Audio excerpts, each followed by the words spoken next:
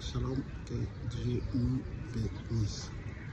Voilà, la dernière fois nous avons eu notre enseignement concernant le livre de Jean chapitre 4 qui parlait notamment de la femme samaritaine.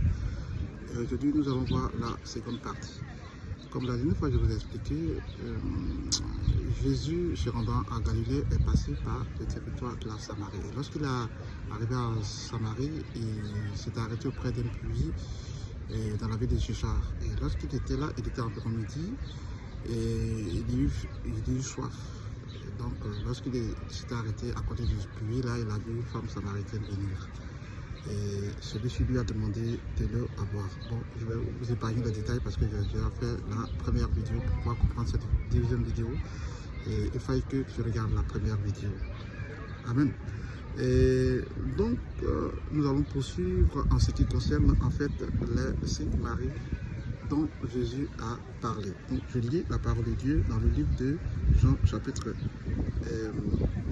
4 à partir du verset 13. Jésus lui répondit: toute personne qui boit de cette eau, si aura encore soif. Parlant du puits de Jacob, l'eau qui sortit du puits de Jacob, il a dit que toute personne qui boira l'eau qui sort du puits de Jacob aura toujours soif.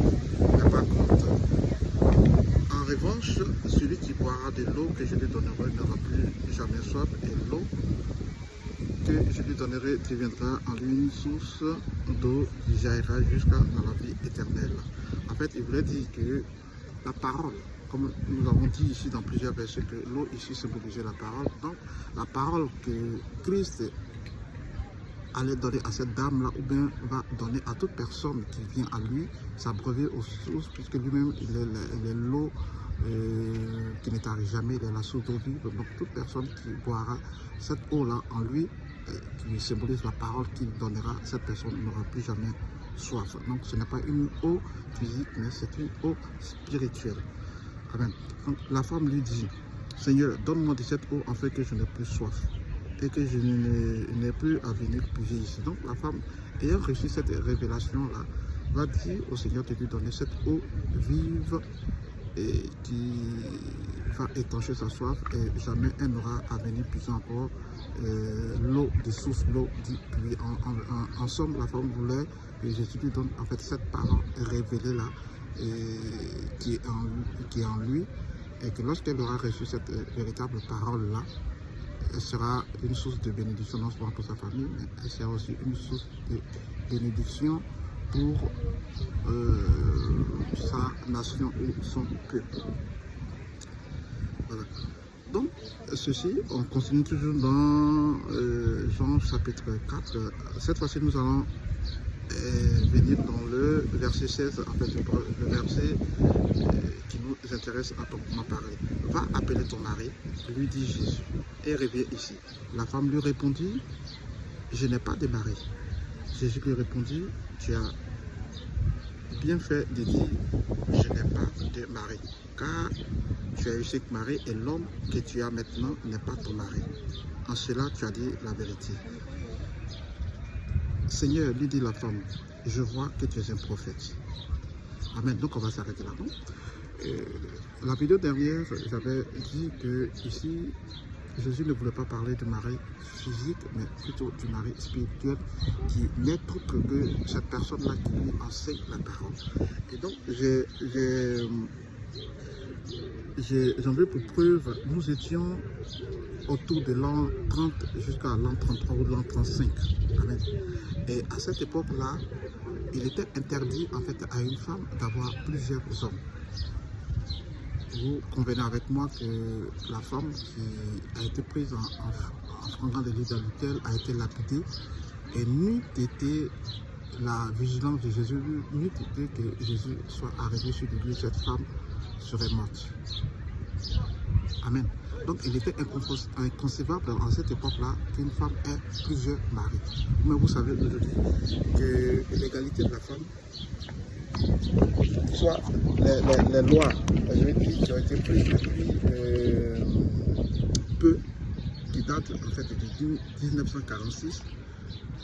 Donc le principe de l'égalité des hommes et de la femme a été instauré à cette époque-là, en 1946. Amen.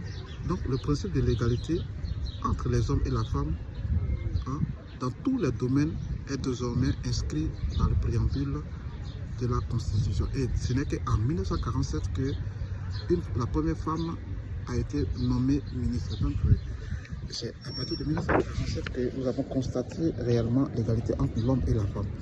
Et là, souvenez-vous, nous sommes à l'époque de Jésus, nous étions autour de l'an 30 et l'an 33 ou l'an 35. D'où pouvait venir cette histoire qu'il y ait une égalité entre l'homme et la femme. Amen. Donc c'était impensable qu'à cette époque-là, là, une femme ait plusieurs maris. Un mari, deux maris, trois maris, jusqu'à 5 maris. Quand nous-mêmes vous analysons les faits, est-ce que cela c'était possible à cette époque-là qu'une femme ait plusieurs maris sans qu'elle ne soit lapidée ou bien sans qu'elle ne subisse le cours de la loi? Donc c'était impensable à cette époque-là parce que les lois de cette époque-là interdisaient à une femme d'avoir plusieurs maris. Et elle en a vu jusqu'à 5. On l'aurait dû l'excommunier, on aurait dû l'enlever dans la communauté ou bien peut-être même la tuer ou autre chose.